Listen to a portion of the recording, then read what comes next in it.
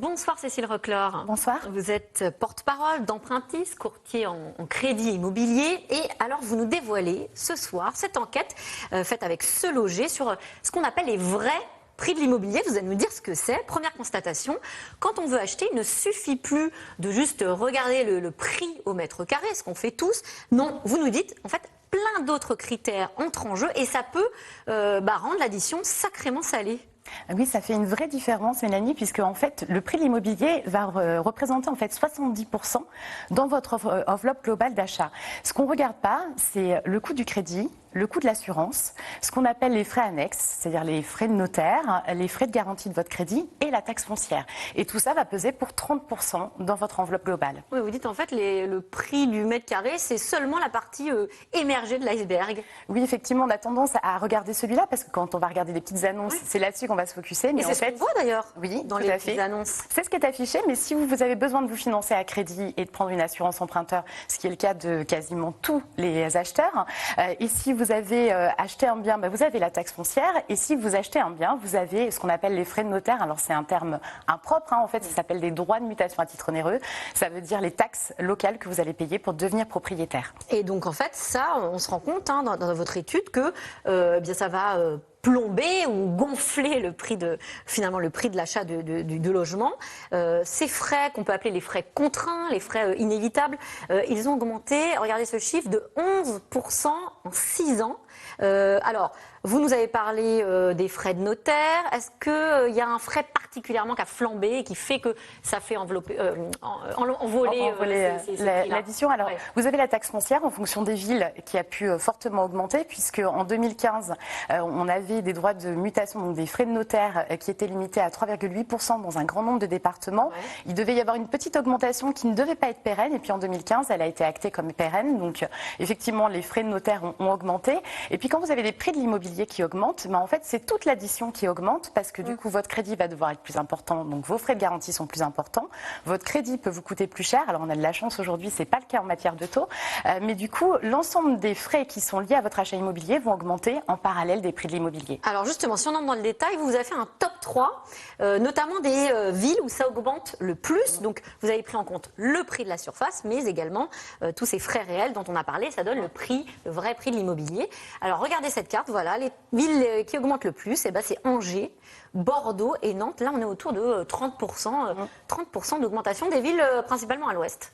Alors, effectivement, il y a un attrait particulier pour l'ouest. On l'a tous vu depuis la crise sanitaire. Et c'est des villes où, en fait, le prix de l'immobilier a augmenté beaucoup plus fortement que cette addition-là. Si on n'avait pas eu l'effet du coût du crédit et de l'assurance qui, eux, ont baissé pendant cette période, vous auriez plutôt des augmentations qui sont de l'ordre de 50 à 60% sur ces 3 villes. Ah d'accord. Donc, en fait, les frais contraints peuvent faire gonfler l'addition ou alors la faire baisser. Exactement. Ça peut être un amortisseur, le crédit. Quand vous êtes dans une période d'augmentation des taux de crédit, ça va venir augmenter votre addition totale.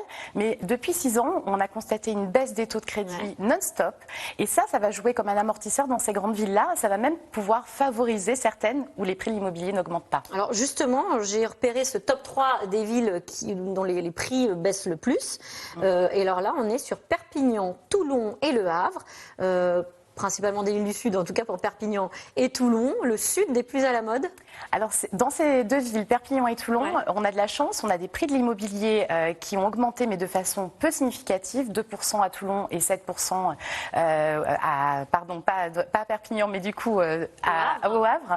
Et donc, dans ces deux villes-là, le coût du crédit a vraiment joué un rôle d'amortisseur, il a même fait regagner du pouvoir d'achat. Par contre, à Perpignan, on a joué sur les deux, on n'a pas de hausse des prix et on a une baisse du coût du crédit. Et là, du coup, pour eux, c'est 15% de mensualité en moins. Donc, du coup, si vous avez à la fois des prix qui baissent et des taux de crédit qui baissent, vous gagnez. Et si les prix augmentent fortement mais que les taux baissent, là, vous pouvez limiter et vous avez un effet d'amortisseur grâce au crédit. Pour ceux qui voudraient investir ou qui voudraient tout simplement acheter en ce moment, est-ce qu'il y a du coup un endroit, une région que vous conseillez particulièrement ? Alors c'est difficile parce que globalement dans toutes les villes, les prix de l'immobilier augmentent, à quelques exceptions près que vous venez de mentionner. C'est la forte demande, la baisse de la construction depuis maintenant 2 ans qui fait qu'en fait tout le monde aspire aux mêmes choses. On a une convergence des besoins, tout le monde voudrait un peu de jardin, un peu plus d'espace, une pièce pour télétravailler. Et ça du coup, ça fait que tout le monde veut acheter les mêmes biens et ça fait augmenter les prix. Donc difficile de trouver des villes où les prix baissent.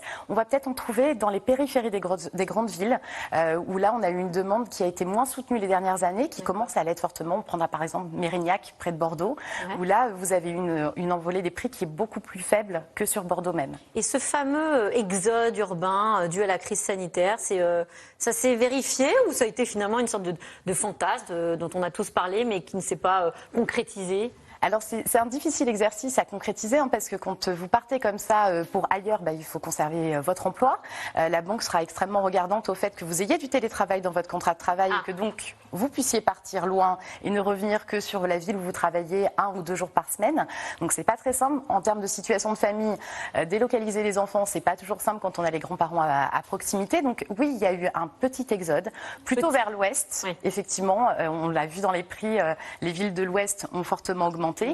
On a plutôt choisi de déménager pour de la résidence secondaire qu'on a appelée résidence semi-permanente et pas forcément très très loin, plutôt à 1h30 ou 2 heures de sa résidence principale pour pouvoir s'y échapper dès qu'il y avait des jours de confinement ou de télétravail. Alors des taux très intéressants, hein, vous l'avez dit, pour emprunter, on les rappelle quand même, ils ont été divisés par 2 en 6 ans avec un record historiquement bas puisqu'on est à 1,05% sur un emprunt sur 20 ans. En ce moment, c'est ce que vous rappelez. Alors, le contre-coup de ces taux très avantageux, c'est que ça va être beaucoup plus dur, ça c'est pas la bonne nouvelle, de décrocher un prêt à partir de janvier. Alors, pourquoi ? Alors, ça va être plus compliqué parce qu'en fait, l'autorité qui contrôle la délivrance de crédit immobilier trouve que le moteur du crédit va trop vite et trop bien depuis de nombreuses années et elle souhaite éviter ce qu'on appelle une bulle immobilière, donc éviter qu'ensuite les gens perdent de l'argent. Donc, elle a demandé aux banques d'être plus strictes sur les critères, tout à fait. On va limiter la durée d'emprunt à 25 ans, alors qu'on avait déjà des possibilités d'aller jusqu'à presque 30 ans et ça va avec notre style de vie. On achète jeune et on peut revendre au bout de 8 ou 10 ans, donc c'était pas vraiment un problème. Et puis le taux d'endettement qui est limité à 35%. Alors heureusement, les banques, elles ont une marge de manœuvre. Elles ont 20% des nouveaux crédits qu'elles font où elles peuvent sortir de ce scope-là. Mais effectivement, ce qui était une recommandation devient une règle à partir du 1er janvier et les banques n'auront pas d'autre choix que de s'y fixer. Et alors, vous dites aussi que les banques vont regarder la taille de l'entreprise dans laquelle on travaille. Donc, en fait, à statut égal, salaire égal, si je travaille dans une TPE, une PME, ou alors si je travaille dans un grand groupe, mais j'aurais pas les mêmes chances de décrocher un prêt. Ça va pouvoir jouer si, en fait, les banques depuis la crise sanitaire regardent tous les critères pour vous prêter. Elles ont besoin d'être sûres que vous allez rembourser votre mensualité. Et effectivement, alors si vous travaillez dans une toute petite entreprise qui est dans la restauration ou l'hôtellerie, les risques de fermeture ou de difficulté à reprendre de l'activité vont être plus importants que si vous travaillez même dans une TPE qui est par exemple dans le digital aujourd'hui. Et donc la banque regarde depuis le premier confinement votre emploi, votre secteur d'activité, mais aussi la qualité de votre entreprise pour être sûr que vous puissiez rembourser vos mensualités plus tard. Ce que vous dites, c'est qu'en janvier, là, il risque d'y avoir un embouteillage immobilier, donc il ne faut pas trop traîner si on a un projet un peu sérieux et concret. Clairement, si vous avez envie de vous lancer, aujourd'hui les taux sont très bas, vous le rappeliez, Mélanie, 1% en moyenne sur 20 ans, donc on a des conditions historiques. Les taux d'assurance ont aussi baissé, ils ont été divisés par 2. Si vous trouvez le bien qu'il vous faut, et c'est là que le bas blesse, c'est le moment de vous lancer. On y va. Merci beaucoup Cécile Roclor pour toutes ces précisions. Tout de suite, c'est dans l'air avec Caroline Roux. Bonne émission à vous et moi je vous dis à demain.